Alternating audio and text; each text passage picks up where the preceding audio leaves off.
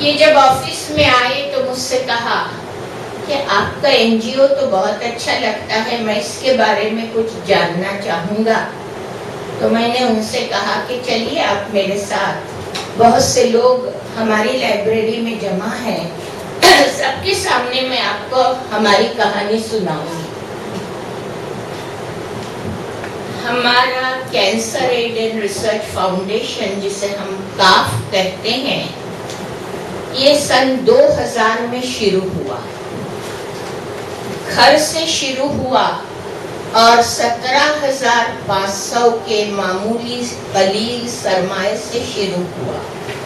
मुझे ये कहते हुए बेहद खुशी होती है कि इस एनजीओ की बुनियाद मेरे शौहरे नामदार प्रोफेसर ए काजी ने रखी और इसको बुलंदी पर पहुंचाने में भी उनके खून और उनके पसीने का दखल है। उन्होंने इस एनजीओ के लिए अपनी बची खुची सारी तवानाई, सारी ताकत सर्व की और इस वजह से ये एनजीओ आज इस मुकाम पे पहुंचा है। कैंसर एक दहशतनाक किस्म का मर्ज है, एक ऐसा मर्ज जिसमें बेहद अजियत होती है, बेहद तकलीफ होती है। हिंदुस्तान में सबसे ज्यादा लोग दिल के मर्ज के हाथों मरते हैं, लेकिन दूसरे नंबर पर अलबत्ता कैंसर आता है। लेकिन कैंसर के मरीज जो तकलीफ, जो अजियत सहते हैं, वो नाकाबिले बर्दाश्त है। प्रोफेसर काजी की वालिदा, उनकी माँ इस मर्ज के हाथों खत्म हुई। सन 1956 में उनकी मौत हुई थी और उस वक्त कैंसर के कोई खास डॉक्टर नहीं होते थे, अलहदा डॉक्टर नहीं होते थे। साइंस ऑफ मेडिसिन ने इतनी तरक्की नहीं की थी जितनी आज की है। वो अजियत, वो तकलीफ जो माँ ने उठाई थी, काजी साहब के जहन में ताज़ा थी। और जब वो मुलाजिमत से रिटायर्ड हुए, वो सेंट जेवियर्स कॉलेज में प्रोफेसर ऑफ पॉलिटिक्स थे, हेड ऑफ पॉलिटिक्स डिपार्टमेंट थे। वहाँ से फारिग होने के बाद और जब मैं रिटायर हुई, मैंने अंजुमन इस्लाम में प्रिंसिपल की खिदमत अंजाम दी हैं। तो हम दोनों जब रिटायर्ड हुए और अपने फराइज से फारिग हुए, औलाद की तरफ माँ बाप का एक फर्ज होता है।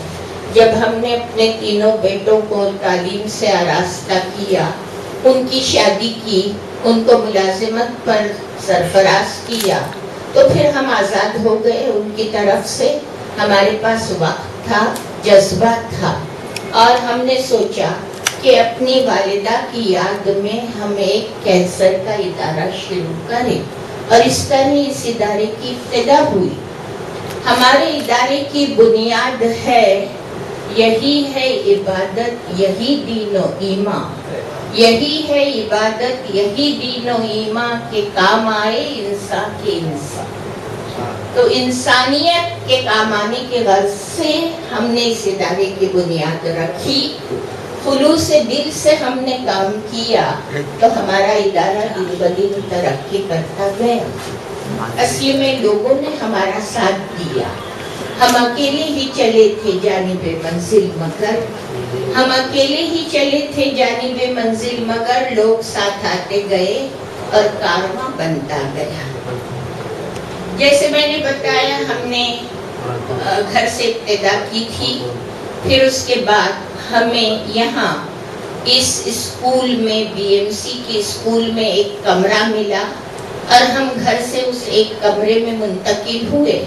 आहिस्ता आहिस्ता हमको कमरे मिलते गए और आज 5 कमरे हमारी तहवील में हैं, हमारे कब्जे में हैं। और आपको खुशी होगी ये जानकर कि कैंसर एड में 68 आदमी बरसरे मुलाजिमत हैं, काम करते हैं। ये हमारे स्टाफ की तादाद है। दूसरे लफ्जों में मैं ये कहूँगी कि कैंसर एड की बदौलत 68 घर पलते हैं और ये एक बड़ी बात है। खुदा इसका अजर काजी साहब को दे। अब मैं ये भी अर्ज करना चाहूँगी कि इस इदारे के फाउंडर करता धरता इस इदारे को अपना खून देने वाला शख्स आज बीमार है। काजी साहब बहुत बीमार हैं और मैं आप सबसे दरखास्त करती हूँ कि उनकी सेहतयाबी के लिए दुआ करें। एक और बात बताना जरूरी समझती हूँ, बीएमसी ने एक नई पॉलिसी अपनाई है। मैं आपसे बात कर रही थी कि हमको बीएमसी में इस तरह कमरे मिले कि वर्नाक्युलर मीडियम में अब बच्चों के वालिदैन बच्चों को पढ़ाना पसंद नहीं करते, तो उर्दू के स्कूल, हिंदी के स्कूल, मराठी के स्कूल, गुजराती, तमिल, तेलुगु के बीएमसी के स्कूल वीरान पड़े हुए थे। बच्चों की तादाद कम थी। हर एक रुपया 1000 रुपया किराया अदा करते हैं। हम खुश थे कि हमको इतनी वसी जगह मिली है, लेकिन पिछले जून से हमारे सर पे तलवार लटकने लगी है। बीएमसी अब हमको नोटिस पे नोटिस भेज रही है कि हमारी जगह खाली कर दो, और हम अकेले नहीं हैं। 626 गैर सरकारी इदारे हैं जो बीएमसी की स्कूलों में चलते हैं, और बीएमसी ने सबको खाली करने का नोटिस दिया है।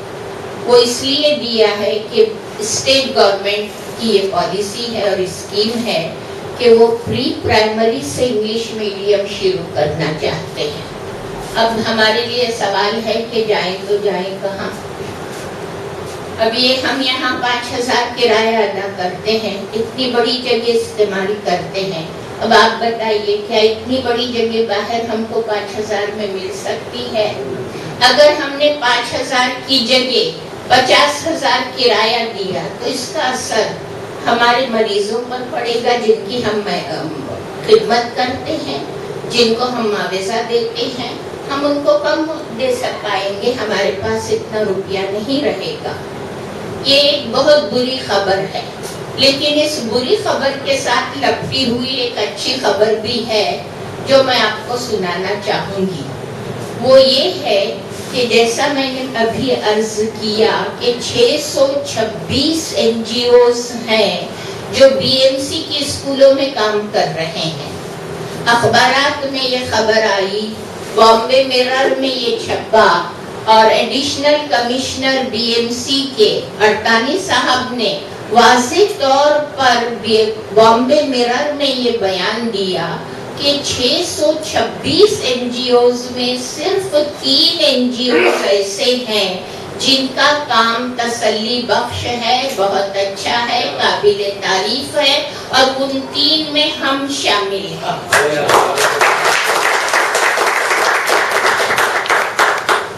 तो खैर जरा सी ताकत मिली हमको इस खुशखबरी से, क्योंकि अब हमारा ये हाल है कि हम आए दिन बाहर जगह तलाश कर रहे हैं, और हम सोचते हैं, अब हमारे यहाँ मुसलमानों में ये दस्तूर है कि जब कोई वारिस नहीं होता तो अपना घर मस्जिद को दिया जाता है। मैं सोचती हूँ कोई अल्लाह वाला, कोई दिल वाला ऐसा निकल आए जो अपना घर हमको दे दे, तो हम उसके नाम से उस घर में अपना एनजीओ चलाएंगे। या कोई ये कहे कि आइए, ये हमारे गाले खाली पड़े हैं, आप आइए, हमको कम रियायतन किराया दीजिए और इसमें अपना एनजीओ चलाइए। बहरहाल हम कोशिश में हैं, और हमको अल्लाह की ज़ात से पूरी उम्मीद है कि अल्लाह हमारी मदद करेगा, क्योंकि जब हम कोई नेक काम करते हैं तो मदद किसी न किसी गोशे से आती है। तो इंशाअल्लाह हम कोई नई जगह ढूंढने में कामयाब होंगे, लेकिन हम आपके ताउन का भी इंतज़ार करेंगे। अगर आप लोगों की नज़र में कोई ऐसी जगह है जो हमको कम किराए पर, कम दाम पे मिल सकती है, तो ज़रूर हमसे राब्ता कीजिए। अब मैं आपके और हमारे मुकर्रर के दरमियान ज़्यादा देर हाइल होना नहीं चाहती, और मैं अब धाराव साहब से, मैं आपको धुरव कह रही थी, मेरा स्टाफ कहता है आप धाराव हैं, तो आप धाराव हैं कि धुरव हैं, अब आप ही फैसला कीजिए। बहरहाल आपसे दरखास्त है कि आप माइक संभालें।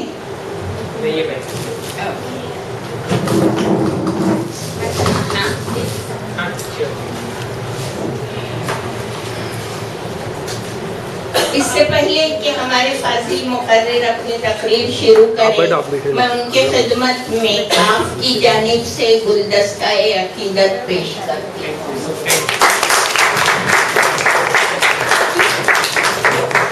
और हमारे दस्तूर के मुताबिक काफ का इमला ये निशान भी उनके खिदमत में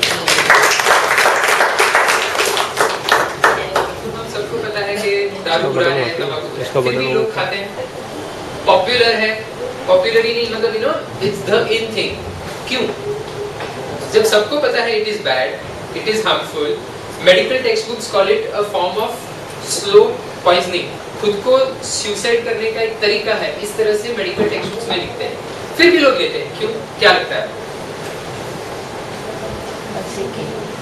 मजे के लिए और टाइम पास, मजा, time pass, show off, style है, ठीक है।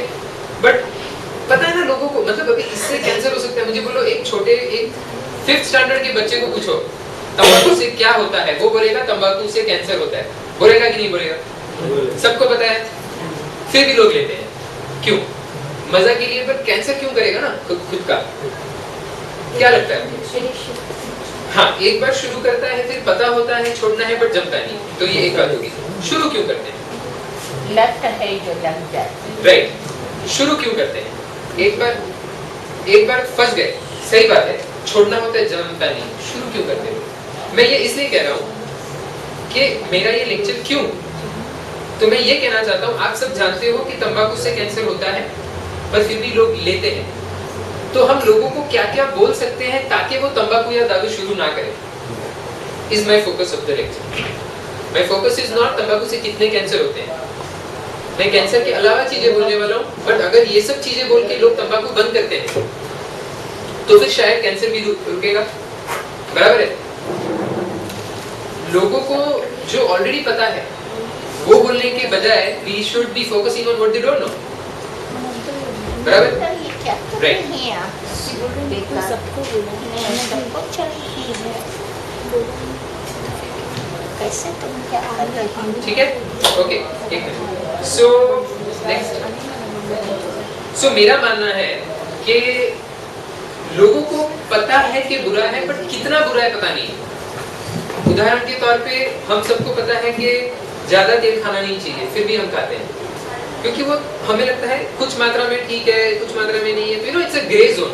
उस तरह हमको तंबाकू का भी लगता है, हाँ थोड़ा खा सकते हैं, दारू थोड़ा कभी कभार पी सकते हैं। This is the kind of beliefs we have कि उतना बुरा नहीं, उतना बुरा नहीं। ऐसा क्यों लगता है? तो मुझे ऐसा लगता है उसका एक कारण है, पता ही नहीं है ये चीज क्या है। उदाहरण के तौर पे नाउ तंबाकू से मृत्यु किस तरह हो सकती है? अगर मैं आपको पूछूं, पहले आपको पूछता हूँ फिर यहाँ पूछूंगा, तो आप क्या बोलोगे?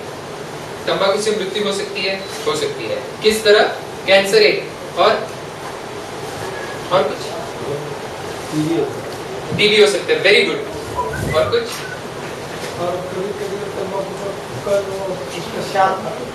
हाँ, हाँ, बराबर। और कुछ? तो आप सही बोले। ओके, यहाँ पूछते हैं और कुछ? How can tobacco kill? Very good. उससे क्या हो जाएगा? Very good. और कुछ? Right, okay. ना मुझे ये कहना है, हम बोलेंगे cancer. Cancer is 10% of the tobacco related deaths, but majority people won't go at cancer. तो हमें अगर 10% प्रॉब्लम ही पता है तो हमें वो बुरा क्यों लगेगा ना? आपने बोला टीबी, बट मेजॉरिटी लोगों के दिमाग में आता नहीं है। जब हम तंबाकू पे बात करते हैं तो स्मोकिंग से टीबी होता है, सबको पता है, बट वो हमारे कनेक्शन में नहीं बैठता। हार्ट अटैक पूरे और लोगों को भी पता है, बट हमें स्ट्रेंथ नहीं पता। तो मैं कुछ स्टैटिस्टिक्स बोलूंगा जो पढ़ने पे मैं शॉक हो गया कि डॉक्टर होने के बावजूद मुझे पता नहीं था इतना बुरा है, और इसलिए मैंने इस पे काम करना शुरू किया क्योंकि मुझे लगा मुझे ही नहीं पता, तो आम आदमी का तो पता होने का सवाल ही नहीं आता। तो ये सब मेडिकल जर्नल्स में कहाँ तो पढ़ा हुआ है। मेरा वॉल्यूम बराबर है, कम ज्यादा है? बहुत सही। ठीक। सो राइट, तो पहला मुद्दा है, मुझे अगर लगता है कि अवेयरनेस फैलेगी तो अगर ये जहर है पता चल गया तो लोग नहीं लेंगे। फिलहाल लगता है हाँ होगा थोड़ा बहुत अच्छी थी। ब्लू पैकेट में बिकने वाली जो संजय दत्त बोलता है आज गोवा खाया गया, ये जहर कैसे हो सकता है? बच्चे के दिमाग में वो बैठ ही नहीं सकता ये जहर है, क्योंकि हम सोसाइटी उसको इस तरह से ट्रीट करते हैं कि बड़ी ओके। सेकेंड इज, जैसे मैंने एक दारू के बारे में मैंने किसी को बोला था कि तुझे पता है भारत में जो एक्सीडेंट्स होते हैं 30% एक्सीडेंट अंदाजे से, नॉट एग्जैक्टली, दारू की वजह से होते हैं। तो मेरा फ्रेंड बोलता है क्या फेंकता है, मैंने आज तक एक एक्सीडेंट देखा नहीं है दारू की वजह से। मैंने उसको तूने देखे कितने हैं भाई? तो जो उसकी तारीफ है शाहरुख खान, धोनी, वो हमारे आंखों के सामने हर घंटे में 5 बार करेंगे, पर जो नुकसान हो रहा है वो हमारी आंखों के सामने नहीं हो रहा, वो आंखों के पीछे हो रहा है और तुम्हें जाके देखना नहीं है जहां पे हो रहा है। तुम किसी भी गवर्नमेंट हॉस्पिटल में कैजुअलिटी में जाके देखो कि जो लोग एक्सीडेंट से आते हैं या मारामारी करके आते हैं उसमें से कितने प्रतिशत लोग दारू पी के आते हैं, तब तुम्हें समझेगा क्या है। तुम्हारे आंखों के सामने हो नहीं रहा, इसलिए हमें लगता है कि ये होता नहीं है, बट एक बार किसी के घर कैंसर हो जाए फिर देखो समझेगा क्या होता है। बराबर है, राइट। दूसरा, मिसकंसेप्शंस एंड क्यूरियोसिटीज। जैसे एडवर्टाइजमेंट में तो ऐसी बात करेंगे कि अगर तुम्हें लाइफ में खुश होना हो तो ये लेना जरूरी है, ये लोगे तो तुम दुनिया के सबसे खुशी इंसान बन जाओगे। दारू के बारे में जैसे बोलते हैं कि तुम बड़े हुए तो चलो पार्टी मनाने जाएंगे, तो हेवंस 2000 नहीं पीते, दूध पीते हो, बच्चे हो, 2000 पीते हो तो वाह, और 5000 वाह वाह वाह क्या बड़ा है। तो हमारे भेजे में अलग अलग तरीके से ड्रिल किया जाता है कि ये चीजों लेने से तुम खुश हो सकते हो, ये चीज करोगे तो लड़कियां चुंबक की तरह तुम्हारे पास आके चिपकेगी। तो these are the things which are fed not once twice, हर घंटे में 5 बार। धोनी चौका मारेगा और धोनी महान कैप्टन क्यों है? दारू पीता है।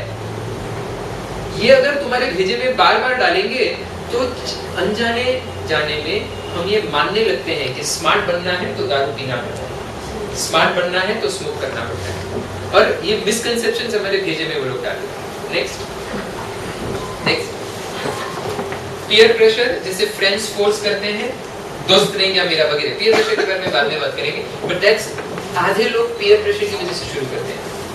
मुझे ऐसा लगता है कि अगर मेरे ग्रुप में 5 लोग स्मोक करते हैं और मैं स्मोक नहीं करता तो मैं घबराऊं, क्योंकि वो लोग तो क्या बात करेंगे, वो लोग थोड़ी ना बोलेंगे हम बहुत खराब है, क्या है भाई स्मोक नहीं करता, ऐसे बात करेगा कि मैं तो नालायक हूं, मैं स्मोक भी नहीं कर पाता, दारू भी नहीं पी पाता। वो एटीट्यूड हमें आता है। तो 2 तरीके होते हैं, एक तो वो लोग फोर्स कर करके तुम्हें मिलाएंगे, दूसरा वो लोग ऐसे बात करेंगे कि लगेगा यार दुनिया के सबसे सुखी प्राणी तो वही है, क्योंकि एक बार तुम्हें ये लत लग गई उसके बाद और इधर तो तुम्हारा ध्यान जाने वाला ही नहीं है। सारा ध्यान पूरे दिन कब जाके यहाँ से क्लास से बाहर निकलूं और कब सोऊं। तो बात भी ऐसे करेंगे, ऑक्सीजन दे यार, थोड़ा ऑक्सीजन दे, और हर बार बात ऐसे करेंगे कि आहा क्या जन्नत में। तो अगर रोज तुम सुनोगे वो लोग कहाँ जन्नत में जा रहे, तो कभी तो मन करेगा ये जन्नत है क्या, देख लें। तो मैं एग्जांपल देता हूँ, एक बच्चा था, वो उसके इंजीनियरिंग कॉलेज में उसके जो रूम पार्टनर थे, तो 3 रूम पार्टनर थे, तीनों स्मोक करते थे और गांजा लेते थे। 1 साल तक उसने न सिगरेट को छुआ न गांजा को छुआ, तो उसको पता था ना बुरी बात है, बट 1 साल बाद उसने एक दिन सोचा चल यार कोशिश करके देख लेते हैं। उसने शुरू किया और उसके 3 साल बाद कैनबिस इंड्यूस्ड साइकोसिस, मतलब गांजा ले लेके पागल हो गए। मेरे वहां आया था, वो इंजीनियर था जब मेरे पास आया था, 2 साल हो गए, उसको नया जॉब मिला नहीं है। लकीली उसने फिर से शुरू नहीं किया तो ठीक है, पागल नहीं हुआ फिर से, बट फिर भी जॉब मिलाने लायक उसकी बुद्धि फिर से नहीं आ पाई है, और मेजॉरिटी लोग छोड़ नहीं पाते, वो जिंदगी भर पागल रहते हैं। एनीवेज कमिंग बैक, जो बंदा 1 साल तक हाथ नहीं लगाया, उसने हाथ क्यों लगाया? तो अगर तुम्हारा पूरा ग्रुप कर रहा है तो आज नहीं तो कल तुम शुरू करोगे,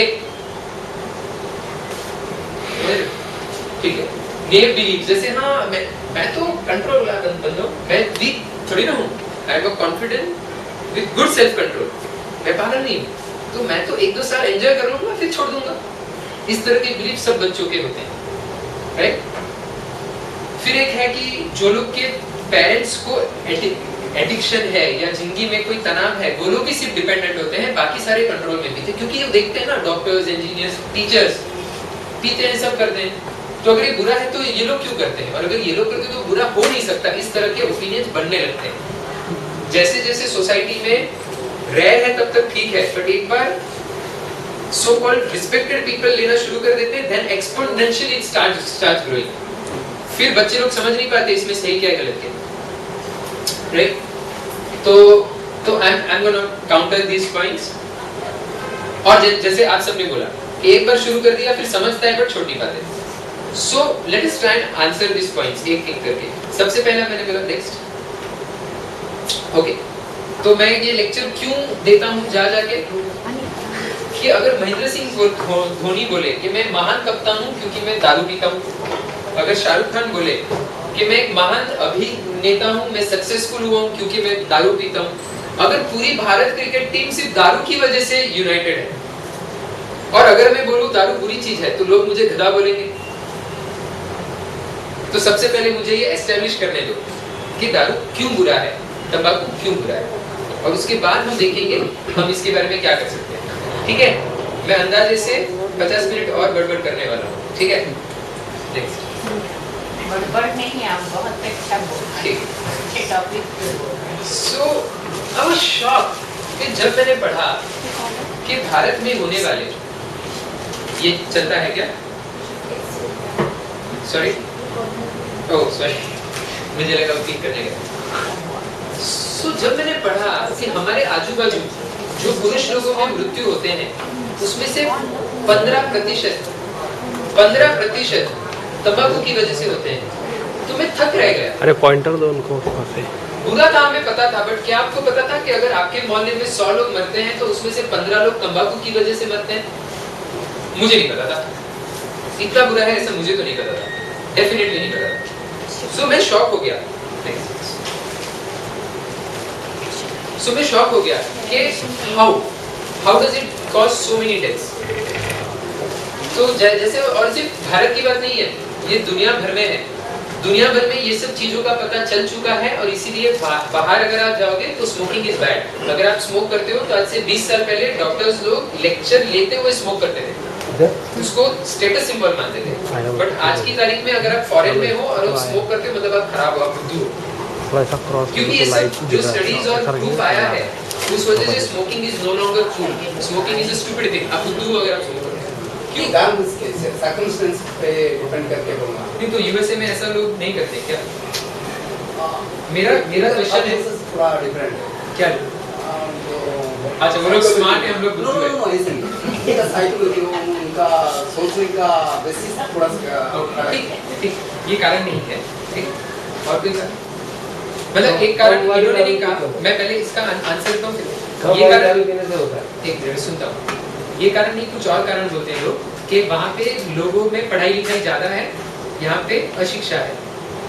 तो अशिक्षा होने से क्या फर्क पड़ता है? क्या गरीब को पता नहीं है दारू पीने से क्या हो रहा है? उसके लिए स्कूल जाना जरूरी है? स्कूल जाना तो जरूरी नहीं है, पता है क्या होता है? तो वो कारण नहीं है. एक आप क्या बोल रहे थे? हम पैसे दारू पीने होता कंट्री भी क्या नुकसान होता है? हाँ, क्या नुकसान होता है? ओके. भारत में सर आसानी से उपलब्ध हो जाता है. वहाँ पे नहीं है, दारू नहीं पीते. वहाँ का तो प्राइम मिनिस्टर पीता है ना, सेलिब्रेट, अरे जीत गया दारू पियो. अपने वहाँ कम से कम टीवी पे नहीं करते. ठीक है, कॉस्ट कम है यहाँ पे. ओके, तो ये जो आपने मुद्दा बोला उसके साथ वाला मुद्दा लोग बोलते हैं यहाँ पे क्वालिटी खराब है, वहाँ पे अच्छी क्वालिटी देते हैं, है ना? तो खराब क्वालिटी जहर से लोग मर जाते हैं, और अच्छे क्वालिटी जहर से क्या होता है? और कैसे पीना है उदाहरण दे. मतलब कैसे बेचेंगे दारू का एडवर्टाइज कैसे करते हैं? दिस इज द क्या rich blend of the finest hand pick grains of France. शहद बेच रहे हैं क्या? बुद्धू बना रहे तुम्हें? Filter cigarette. They are trying to make you believe कि हम कोई अच्छी क्वालिटी का प्रोडक्ट बेच रहे हैं जो तुम्हारे लिए सेफ है. नो, विलायती उतनी ही बुरी है. मुझे बोलो, हाथ भट्टी पी के किसने दारू पीना शुरू किया है? विलायती पी के ही शुरू करते हैं, और जब पूरी बैंड बज जाती है, पैसे बचते नहीं है, तब जाके फिर वो कंट्री पीता है. तो ये पागलपन है ये कहना कि अच्छे क्वालिटी का जहर पिएंगे तो कुछ नहीं होगा. ठीक है? और तो इस तरह के अलग अलग है, ये सारी गलत है. USA is harm more compare to India for the simple reason कि वहां दारू पीना ठीक है. तो ठीक है, तो बहुत लोग पीते हैं, बहुत लोग पीते हैं तो बहुत लोग बर्बाद होते हैं। ठीक है, सर तो लंग कैंसर कैसे कम होता है वहाँ पर? वहाँ पे लंग कैंसर होता है, वहाँ पे लोग तंबाकू खाते नहीं है, स्मोक करते, तो वहाँ पे लंग कैंसर होता है, वहाँ पे भी हार्ट अटैक होते हैं। यहाँ पे ऐसा ट्रेंड है कि यूजुअली आफ्टर 60 जब टीन में आते हो तो पीपल मतलब बच्चे ज्यादातर दारू की तरफ ही जाते हैं। तो टीन पार्टीज होती है, उसमें छोटे छोटे मतलब हम यहाँ पे इंडिया में भी इतने पीते नहीं रहे कम एज में, इतने कम एज में वहाँ पे पीते हैं बिकॉज पे कम एज में शुरू हो जाता है वहाँ पे था और अभी यहाँ पे भी हो रहा है, और अभी भी हम लोग नहीं जागे तो वहाँ पे जो हो रहा है, देखो इम्पैक्ट यहाँ पे ज्यादा है। जैसे अगर हमारे वहाँ किसी ने दारू पीना शुरू कर दिया, लत लग गई और पत्नी को मारता है तो पत्नी क्या करेगी? छोड़ दो ना, प्लीज ना पति परमेश्वर। उसके घर जाएगी तो बोलेगा देख भाई शादी हो गई, अभी तेरा हस्बैंड भी वो वहीं मरने का वहीं करने का, बराबर, जिंदगी भर मार खाएगी, रोएगी। फॉरेन में क्या करेगी? एक तमाचा लगाएगी, डाइवोर्स देके छोड़ देगी, तो वहाँ पे तकलीफ कम होगी, यहाँ पे तकलीफ ज्यादा होगी। बट अगर आप ये पूछते हो कितने परिवार बर्बाद हुए, तो वहां पे ज्यादा है, इम्पैक्ट यहाँ पे ज्यादा है। क्योंकि अगर गरीब है और 5,000 डाल दिए तो पूरा बर्बाद, 50,000 मिल रहे, 30,000 डाल दिए, 20,000 फिर भी है, तो इम्पैक्ट यहाँ पे ज्यादा है, फैमिलीज वहां पे ज्यादा है। तो लेट्स सी दैट नेक्स्ट। तो भारत में जितनी टोटल डेथ्स होती है उसमें से 3.9% दारू की वजह से होती है। यूएसए में 9 है, यूरोप में 11। अगर आप देखो कि कितना, बाकी सेकंड मतलब छोड़ दो, थर्ड वाला कि सोसाइटी का कितना प्रतिशत लोगों को दारू की तकलीफ है, तो भारत, ये 2004 का स्टैटिस्टिक है, अभी बढ़ गया है यहाँ पे, तभी 4.3 था कि, और यूरोप में 9.1। कैसे? मैं एक्सप्लेन करता हूँ। सपोज करो एक सोसाइटी है जहाँ पे 20% लोग दारू को हाथ लगाते हैं, 80% बोलते हैं बुरी चीज, हाथ नहीं लगाना, और ये 20% में से 20% को लत लग जाती है, तो हो जाएगा 4%। सपोज करो एक सोसाइटी है जहाँ पे पीना तो पियो, अच्छी बात है, 18 साल हो गया अभी, तो 60% लोग दारू को हाथ लगाते हैं, उसमें से सिर्फ 15% को भी आदत लग गई, तो 8 या 9% हो जाता है, बराबर। कहने का मुद्दा है कि वहां पे पैसा ज्यादा है, एजुकेशन ज्यादा है, डेवलपमेंट ज्यादा है, फिर भी वहां पे प्रॉब्लम ज्यादा है। इसका एक ही कारण है कि वो लोग दारू को नॉर्मल मानते हैं।